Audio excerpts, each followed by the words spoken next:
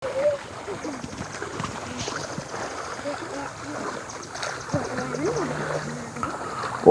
ยมันบ่มุดมาฉันเลยบ่โอ้ตายคักบาดนี่มันบ่ได้มีขัวข่วมบ่นางโอ้ยลูกเอ้ยสบายดีลูกสบายดีปาดตะหนาวโยมกันหนาวและน้ำให้เนาะพอดีบอลี่ได้รับข่าวจากเบาแก้วเพิ่นบอกว่ามีน้องๆคนหนึ่งที่เพิ่นอยู่น้ำยายว่าซั่นเจ้านี่เหรอวะเจ้านี่บ่ที่หาบเขียดหาบหยังมาขายนะลูกอยู่ใช้เถียงเจ้าลูกอยู่ใกล้ๆนี้แล้วเจ้าหาบข้ามห้วยนี่บ่มาแต่เก่าหั่นน่ะโอ้ยอยู่หิมนี่บ่ลูกแล้วมันบ่มีทางขึ้นบ่อันนี้หรือจังได๋อันนี้อ้าวพี่น้องเอ้ยฮอลลี่ได้รับข่าวจากเบาแก้วเพิ่นบอกหลายมื้อแล้วแหละว่ามีเด็กน้อยว่าซั่นเพิ่นอยู่น้ำยายแหละเพิ่นหาเขียดหากบมาขายแหละลุยน้ำมาสิแหละแต่ว่ามื้อนี้เจ้าบ่มีบ่ลูกบ่มีบ่ได้หาเขียดบ่ได้มีเขียดขายบ่มื้อนี้บ่มีซ้ำเอาแล้วไปตัดอ้อยแล้วไผป้าไปตัดอ้อยแล้วป้าไปตัดอ้อยแต่เก่าทุกเจ้ามาขายเขียดไผลูกครับยายแม่คอยขายเขียดแม่เฒ่าเจ้าเพิ่นไปหาแต่ว่ามื้อนี้เพิ่นบ่ได้ไปมื้อนี้โอ้ยพี่ลึกพี่ลือหนาวพัฒนาบัดนี้ไผอยู่เถียงเจ้าลูกพ่อเฒ่าเจ้าอยู่กับพ่อเฒ่าแม่เฒ่าบ่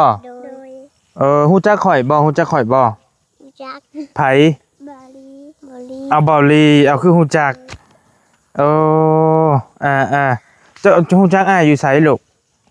จักอ้ายมาสัมภาษณ์เขามาสัมภาษณ์มาสัมภาษณ์ไผคือจักบัดนี้พี่น้องเอ้ย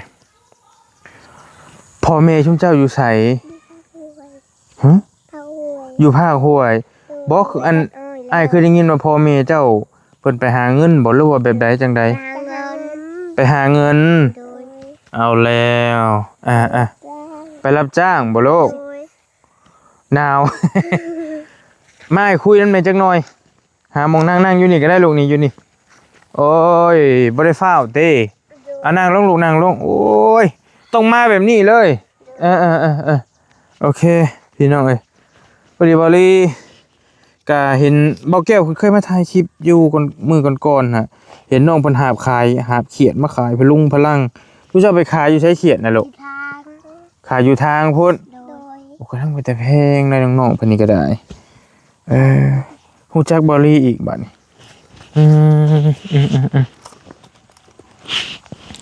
เบิ่งก็เด้ออาสิถามชื่อชุมเจ้าก่อนป้าเปียกบัดนี้พี่น้องเอ้ยเบิ่งก็เด้อมันคอเสือเจ้ามันยันไม้ง่ายอยู่แล้วเปียก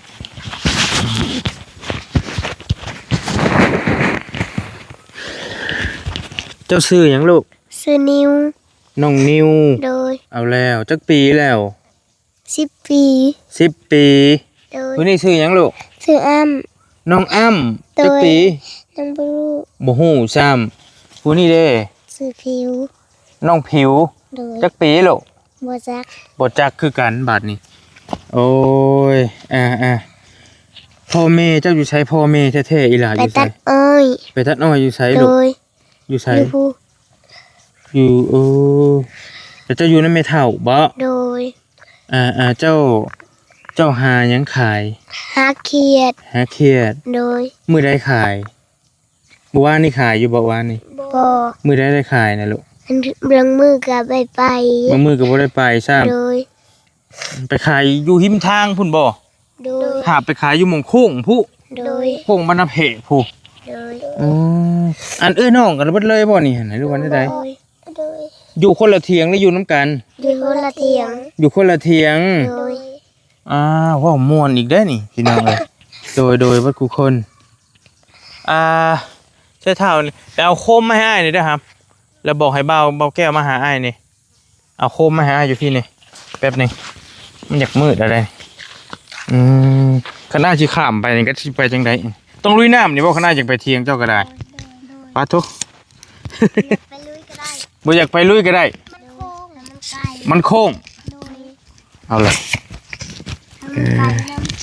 อยากไปหมองใกล้ๆนี่นะบ่อยากไปหมองไกลไปแล้ว เรียกส่งกันยาง ฮะ เรียกส่งกันยาง ส่งขยะเปียกเลยบ่เอาเลยสร้างว่าแท้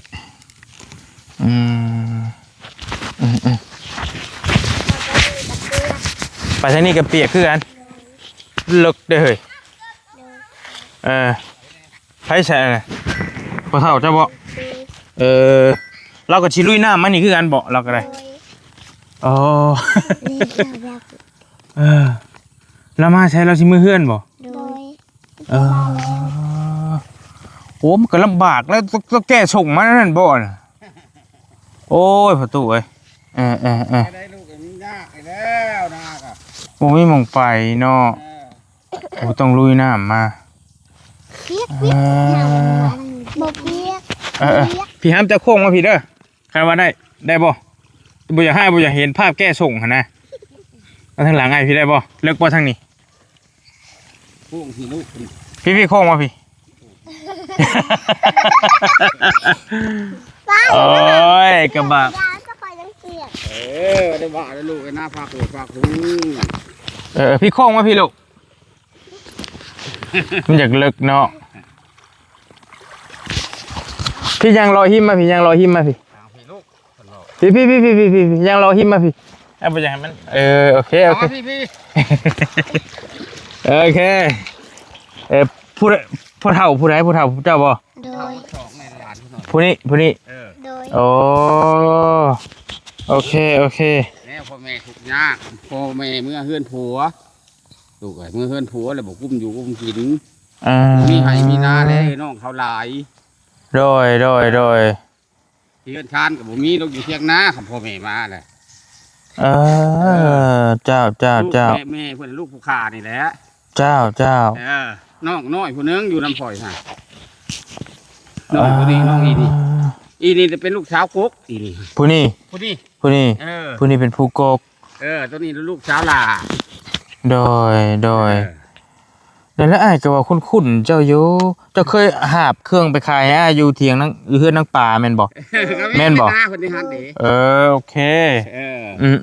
ปากมองนี่แหละอันนี้ก็แม่ไปหมดแล้วนี่เด้อแต่หานี่แหละบ่มีนี่ลูกโอเคเพราะว่าเคยไปเฮ็ดเทื่อในน้องปลาอะไรก็ว่าคุ้นน่ะผู้นี้ก็คุ้นอยู่ผู้นี้เลยเป็นน้องสาวลูกน้องโดยจะหนาวทุกอย่างปากมองนี่แหละเพื่อนอยู่เท่าเพียงนาครับพ่อแม่มาเลยเงื่อจากเกินพ่อเฒ่าเลยอยู่เพียงนาโดยพ่อเฒ่าก็ซอยบ่ได้แล้วบ่มีมาคำในบอลีก็ได้มันหลายทางไปวันนี้เดี๋ยวชิมเมื่อเพื่อนน้องกินกับพ่อเฒ่าบ่อยู่ตอนนั้นพ่อเฒ่าพ่อแม่ดีดิมีแต่พอตู้เมื่อขึ้นไปเทิงถ่าก็ได้เดี๋ยวเขาคุยกับอีหน่าพันจังหน่อยเลยสิถ่าอยู่เทิงโดยถ่าอยู่เทิงนี่ก็ได้เดี๋ยวเขาย่างขึ้นไปเจ้าหน่อยคุยกับน้องพันก่อนโอเคกระบะโดย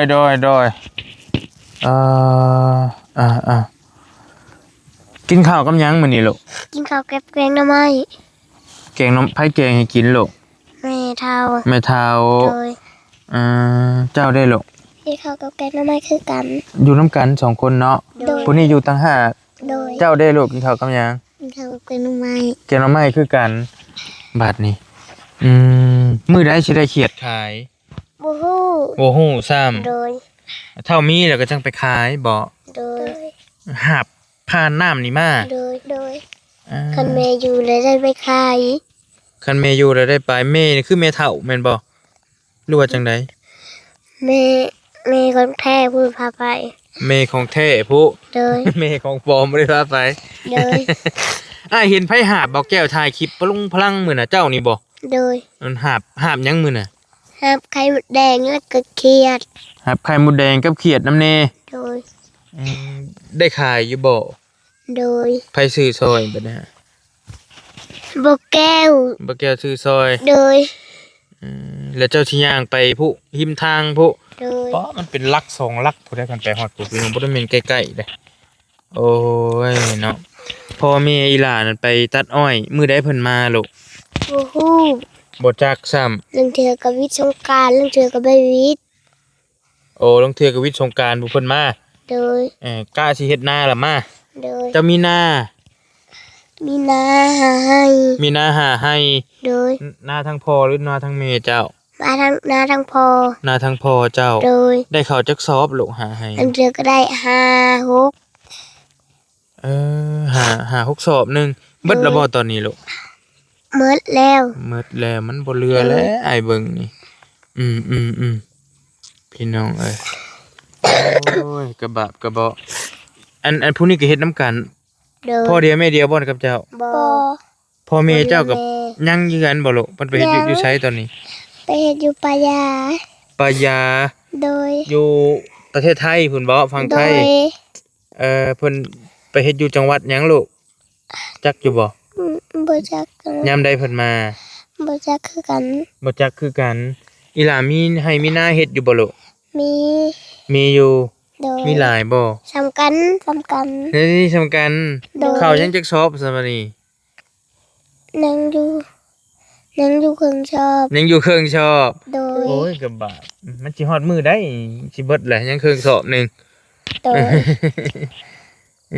เจ้าได้ลูกพ่อแม่เจ้าอยู่ไส ไปปลูกยา ไปปลูกยาคือกัน โดย แต่ว่ามีพ่อมีแม่คือกันเบิดทุกคนแต่ว่า โดย บ่ได้แม่นกำพร้าเนาะจะมีนาเฮ็ดบ่ลูกนาเจ้าหลายบ่จักให้ มัน4-5 4ให้หนึงเอาหน่อยอีหลีมันจะคนมีผู้หน้าน้อยๆนี่เข้าโรงเรียนบ่แต่ละคน ข้าว เจ้าเข้าโรงเรียนปอหยังลูก ปสอง เข้าห้องปสอง โดย เจ้าเข้าปอหยัง ปหนึ่ง ปหนึ่ง ปหนึ่งคือการเป็นหยังล่ะบ่ลูก บ่ บ่ทัน เป็นปานใด ยังบ่ทันเป็นปานใด โดย โอ้2 บวก 2เท่าใด ทั้งสองเป็นสี่ เป็น4เพิ่นสิบ่ฮู้4 บวก 4เท่าใด เอ้ยกระบะกระเบาะเด้มึนหนาวบ่หรือว่าจังได หนาว หนาวผ้าหน้าเมื่อเปียกเมื่อชีเลยบอกมือเพื่อนนี่ โดย แต่ว่าบรรยากาศก็ธรรมดาอยู่มันบ่ได้หนาวปานใดแต่ว่ามันถึกหนาวมันถึกน้ำได้ซะนะรถบอลี่มันก็เข้ามาบ่ได้ต้องในย่างมาเด้อพี่น้องเอ้ยมันก็โอ้ยลำบากลำบนก็โพชินเจ้าก็ได้อีหลานอยากได้หยังลูก อยากได้รถทีบ อยากได้รถเท่ โดย ต้องทำแบบง่ายๆด้วยนะพี่น้องเอ้ยเจ้าอยากได้หยัง ก็ได้ดินเฮือน อยากได้ดินเฮือน โดย อาจจะบ่มีเฮือนอยู่บ่ บ่ บ่มีจะอ บ่ ยู่ มี ไส มัดซอง จะอยู่น้ำไผใส่ชั่วมื้อนี่ ดูน้ำยาย อยู่น้ำยาย โดย อยู่น้ำเพื่อนยายสิบ่ โดย อยู่น้ำเพื่อนแม่เฒ่าเจ้าก็บ่มีคือกัน โดย เจ้าได้ลูกเจ้าอยากได้หยังลูก ก็อยากได้รถทีบ อยากได้รถถีบโอเคไว้ขี่ไปใช้รถถีบ ขี่ไปโรงเรียน ไปห้องเรียน โด ซุ ย มื้อนี้เจ้าไปแบบใดย่างไป โดย ย่างแต่หน้าหรือย่างแต่เฮือน ยางกันนะ ไกลเด้อบ่ไกลเด้อเลยเนาะโอ้เฮียนเบิดกูคนเลยมีการศึกษาเบิดกูคนทั้ง3น้องเพิ่นพี่น้องเอ้ยสิเฮียนเฮาใส เรียนรถห้องมอ เฮ็ดทางห้องมอ โดย จังออกบัดนี้ โดย ได้เงินไปโรงเรียนมื้อเท่าใดลูก มือสองแล้วก็มือห้าหนึ่งมือก็ได้3,000 ไผเอาให้ แม่เฒ่า แม่เฒ่าเอาให้ โดย หลายสุดได้มื้อเท่าใด หลายชุดก็ได้มือห้า หลายสุดก็ได้มื้อ โดย 5,000โอเคพี่น้องเอ้ยพอง่ายๆพี่น้องเดียวนะอยู่เหงาเดียวกันเบิดเลยสิมื้อเฮือนนํกันเบิด3แต่ว่า บ่ ฮะ บ่ คนใดบ่ได้มื้อเฮือน คนนี้ เจ้าสิข้ามไปเที่ยงบัดนี้ โดย เอาแล้วสิไปตัวนี้เลยบ่เอาเบิ่งมันสิค่ำเจ้าซั่นน่ะอันนี้เที่ยงเจ้าอยู่นี่บ่ใกล้ๆนี่แต่ว่าไกลบ่นาง ไม่ไกล อยู่เทิงนี่เนาะโอเคไอ้ยันว่าเจ้ามืดก่อนเอาจังซี่กันแล้วกันเพราะว่าอ้ายมีผู้ใหญ่ใจดีเพิ่นฝากเงินแม่น้ำบอลี่อยู่เพิ่นให้บอลี่สนับสนุนน้องๆเพิ่นว่าเพิ่นให้สนับสนุนเด็กน้อยผู้ใหญ่ใจดีอยู่ฝั่งไทยเด้อพี่น้องเด้อเพิ่นฝากให้บอลี่เพิ่นบ่อยากให้ออกชื่อออกเสียงดอกเนาะมีอ้ายเอาเงินให้เจ้า100,000เก็บไว้ไปโรงโรงเรียนเด้อลูกเด้อเอาไว้อันนั้นมีแต่เจ้าข้ามไปบัดนี้จะมันมืดปะข้ามไปลูกเดี๋ยวอ้ายสิพานี่ขึ้นไปหาพ่อเฒ่าเพิ่นเด้อโอเคจังหน่อยเดี๋ยวอ้ายจะเอาให้2คนเพิ่นนำเจ้านำเด้อเดี๋ยวขึ้นไปนำมาอยู่เทิงไปลูกไปแต่ข้ามไปเจ้าบ่ เขาไปที่วันนี้ พาสิไป เขาจะขึ้นไปมีก่อน ไม่มีอยู่พุ่นอีกอยู่เจ้าบ่ย่านบ่มาผู้เดียวน่ะลูกมาได้บ่โอเคไปซะไปมีบ่แก้วเอาให้บ่ไปซะไปโอ้ยกระบาปเลยนะเอ้ยเก่งอีหลีชุมเจ้าเคยอยู่แหละเนาะแล้วบ่ย่านบัดนี้โอ้แล้วว่าย่านคือกันเนาะ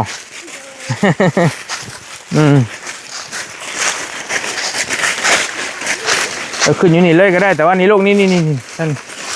ที่นี่มันไก่พดค่อยไปอ๋อโปโลอยู่นี่บ่จะหาบนั่นคือมาขายมื้อน่ะฮึบใช่จะได้มีบ่แก้วให้อยู่ไสลูกเดี๋ยวเอาให้เพิ่นเท่าให้เพิ่นถุงนึงบ่คนได้เอาร้านเจ้าตัวนั้นเนาะโอ้ยเมื่อยให้พี่มาเอาเลย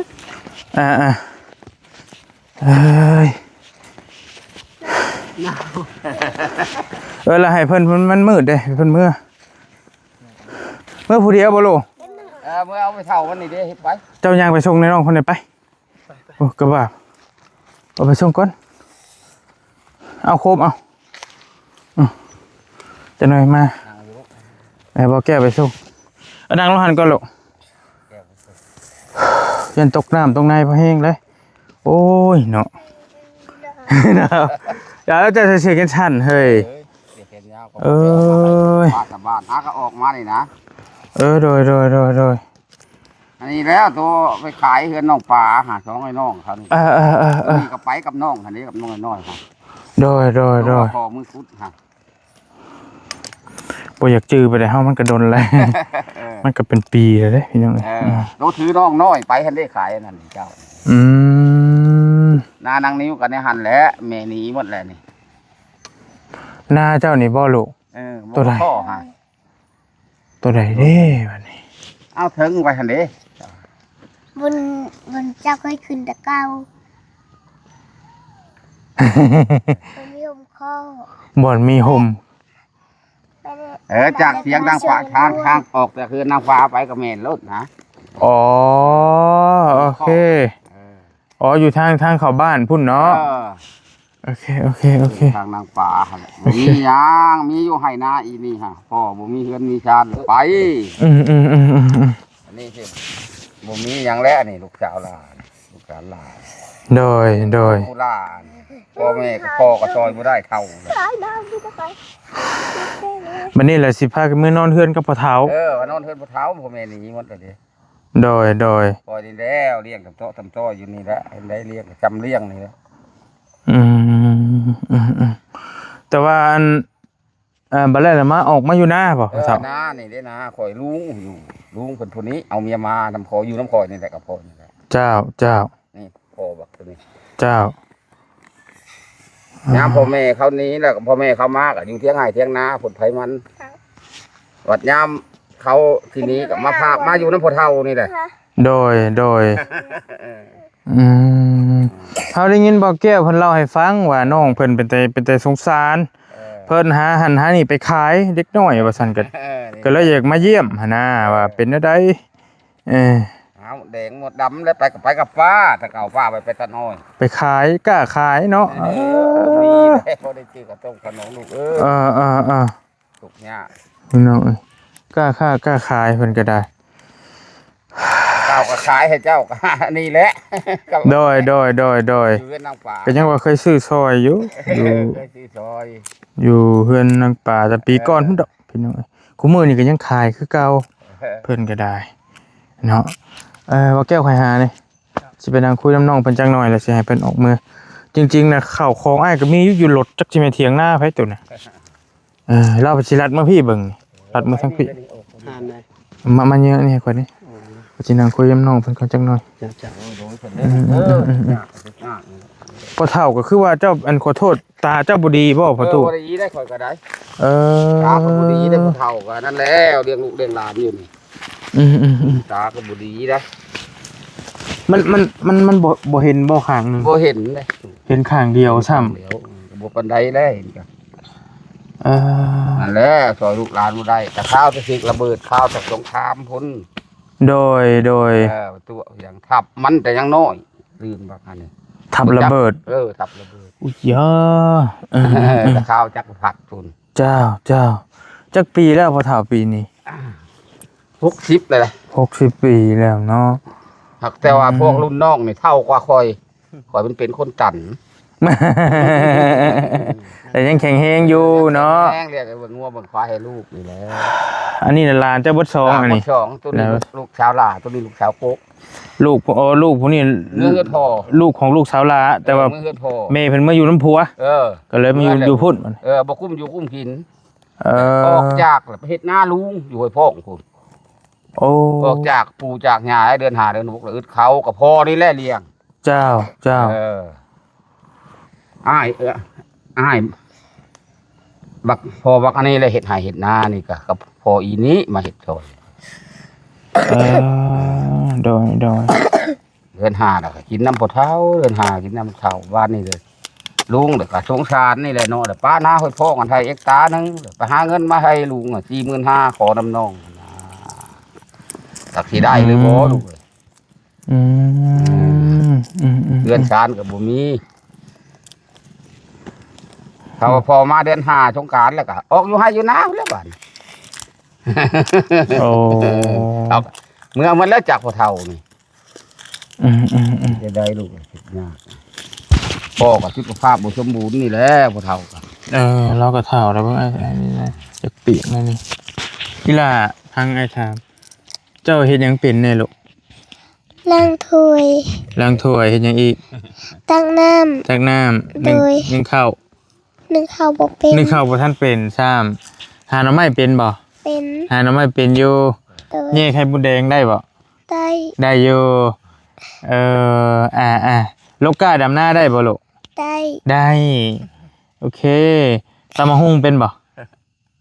โอ้เป็นช่างทอดไข่ได้ว่าทอดไข่ไข่ก็บ่ได้ตั้งใจเฮียนเด้อลูกเด้อ โดย อักเฮียนของปหนึ่งพี่น้องปหนึ่งบ่หรือปสองวันมากินนี่ ปหนึ่ง ปหนึ่งโอเคผู้นี้เราสิเฮ็ดเป็นอีหล่าเฮ็ดหยังเป็นแน่นาง นึ่งข้าวล้างถ้วยตักน้ เฮ็ดหยังเป็นแกงหน่อไม้เป็นบ่ ำโดย แกงหน่อไม้ก็เป็น โดย ตำมะฮุ่งก็เป็น โดย ทอดไข่ก็เป็น โดย โอ้ได้เบิดนี่แซ่บอยู่บ่ แซ่บ แซ่บอยู่ พี่น้องแย่ไข่มดแดงหาหน่อไม้หน่อมันหาเฮ็ดปวกยังได้เบิดเจ้าเนาะ โดย ไปขายกันไป โดย อยู่หม่องทางโค้งหันไปเนาะ โดย เก่งพี่น้องก็เห็นเบาแก้วผู้นี้บ่หาบมาขายมื้อน่ะ เจ้าแม่น พลุงพลังกำลังสิย่างไปพุ่นบ่ไปขายอยู่หิมทางใหญ่พุ่นเนาะป๊าดโตบ่ได้แม่นใกล้ๆนะพี่น้องเอ้ยแต่ว่าก็ต้องไปมีหยังแน่มื้อน่ะ มีเครียดแล้ว มี ก็ เขียด มีไข่มดแดง กับไข่มดแดงแน่ย่างพาน้ำห้วยนี่มาโดยกระบะกระเบาะบ่เป็นหยังมันมืดแหละคันมื้อหน้าโอกาสมีโอกาสแล้วอาจสิมาหาใหม่เด้อมีไข่มดแดงมีหยังอาจสิมาซื้อซอยไปเลยเด้อนางเด้อไปเลยผม คันมีนะคันบ่มีแล้วก็แล้วไปอ้ายสิเอาเงินให้เด้อ มีผู้ใหญ่ใจะดีฝากเงินไว้น้ำอ้ายเพิ่นว่าให้สนับสนุนเล็กน้อยผู้เพิ่นเก่งขยันมันเพียรเด้อตั้งใจเฮียนเด้ออ้ายเอาเงินให้จักอยู่บ่เท่าใดนี่ 100,000โอเคนบมือเอาน้ำเพิ่น สบายดีขอบใจเด้อเอาอ้ายเอาให้นบมือเอาลูกน้ำเพิ่นผู้ใหญ่ใจะดีอยู่ฝั่งไทยเด้อเอาบักครับมานี่วันนี้อาจจะเอาให้มานั่งรถบ่เป็นหยังร้านผู้นี้ก็ได้ ร้านแล้ว โอเคเอานบมือเอาน้ำเพิ่นผูก มือลูกฮะ จ่ายเอาให้คนละ100,000เด้อเอาไปใส่จ่ายเด้อนางเด้อหามเด้อให้ผู้นั้น100,000ผู้นี้100,000ผู้นี้100,000ผู้นี้เป็น400,000พี่น้องให้เพิ่นพอได้ใช้ได้ซอยเอาให้พ่อเฒ่าอันนี้100,000เด้อพ่อเฒ่าเด้อแต่ยืนเด้อโดยบ่เป็นหยังเอาไว้ใช้ไว้จ่ายสมบูรณ์ก็ได้ลูกหลานนี่เลี้ยงอยู่นี่แหละจากขอบคุณกระบาบพี่น้องเอ้ยนั่นแล้วเด้อนางเด้อเป็นคนดีตั้งใจเฮียนเด้อลูกเด้อตั้งใจเฮียนต่อไปอะไรก็ได้ป้าเมื่อมันสิมืดชุ่มเจ้าไปเดี๋ยวอ้ายสิมาหาใหม่สบายดีก่อนสบายดีเด้อไปเมื่อบัดนี้โบนี่มีโคมบ่หาบ่เฒ่าเคยเมื่ออยู่เนาะโอเคเจ้าโอ้ทิเตอร์ไปคอยเมื่อลานกับพ่อเฒ่าเป็นน้องพากันเมื่อบ้านเราก็ได้เป็นบอลลี่เห็นตั้งแต่ปีก่อนๆเพิ่นแหละส่งมาเฮ็ดเฮือนให้น้องปลาและเพิ่นพากันหาบของมาขายนะก็ไม่เฒ่าก็เห็นแตะดนนั่นแหละบัดนี้แหละก็มาเห็นทางบ่อแก้วเพิ่นมาให้เจออยู่นะว่าซั่นเราหาบเครื่องมาขายแล้วก็เลยอยากมาติดตามเบิ่งบอลลี่ก็ได้ว่าเป็นจังใดเห็นมาแล้วก็เพิ่นเว้าดีว่าเป็นนะน้องมันก็เว้าเป็นแต่แพงก็เป็นแต่กระบะเพิ่นอยู่เนาะเด็กน้อยสำนี้ฮู้จักค่าจักขายพี่น้องเอ้ยเราก็มือเฮือนคือกันบ่นี่ก็ได้ผู้กินนี่บ่แม่นบ่แม่นนั่นนี่ผู้นี่บ่นี่ไม่เท่าไม่เท่าแล้วโอเคเงินเอาให้100,000เห็นอยู่บ่น้ำเพิ่นกินนี่โอเคตั้งใจเฮียนนะลูกเด้อมาค่ำในอ้ายก็ได้หลายทางไปว่าสิมาตะเวนก็บ่ทันไปค่อยเมื่อโดยพาน้ำห่วยมาเปียกวัดจินมันก็หมายว่ามันบ่มีทางไปเฮ็ดจะได้ยากทางไปทางมาก็ได้ป่ะโอเคบ่แก้วเจ้าเท่าอูมานำเจ้าสวัสดีครับเอาเท่าอูมาเป็นหมู่บ่เป็นลามเครื่องวอลลี่ก็มีอยู่แต่มันอยู่รถมันจอดผูกไกลจอดอยู่หน้าเขาเจ้าต้องนี่ย่างมาไปเมื่อได้เฮาบัดนี้สวัสดีเด้อบ่แก้วเด้อสบายดีไฟเด้อบัดนี้เพิ่นก็บ่เห็นเจ้ามาแต่หึงแล้วบ่เจ้าโดยสบายดีมาแต่หึงแล้วไปเฮ็ดได้จังไปพ่อน้องๆน้อยเพิ่นนี่ก็เห็นเขาเจ้าโทรมาแต่นั่นน่ะFC เพิ่นโทรให้ไปเบิ่งขอความช่วยเหลือนะเจ้าแต่เพิ่นก็ย่างมาแล้วก็ไปรัดเบาแก้วอยู่เทิงหั่นแหละบ่อนหิมทางนั่นแหละบ่อนเจ้ามาที่นี่หั่นโอ้เบาแก้วมาเบิ่งโปไปตาดูต้นนะแฮงดีโอ้โดยแล้วก็ข้ามมาที่เก่าน้ำยังหลายได้แม่ตุก็อุ้มหลานมาแล้วก็ประมาณเพียงเอวเรานี่แหละอันนี้น้ำหน่อยแล้วนี่แม่นอันนี้บกแล้วที่เก่ายังหลายอยู่แล้วก็กระบะเพิ่นก็ได้สุดแล้วเห็นน้องเอ้ยสุดติงว่ามันก็ครอบครัวก็ถามว่าพ่อแม่ยังอยู่แต่ว่ามันก็ขาดเคินแล้วก็บริมักตัวที่เพิ่นที่ดุมันคายนี่นะหาเครื่องไปคายเห็นน้ำขี้บ่แก้เหมือนเพราะแบบว่าเพิ่นหาบไข่มดแดงหาบเขียดขึ้นมาแต่ตะพังห้วยแล้วลุกทุ่งนั่งมาเลยเห็นโอ้แบบว่าขึ้นมาผู้เดียวเลยแม่นแล้วก็เจอนี่แหละหลังยางมา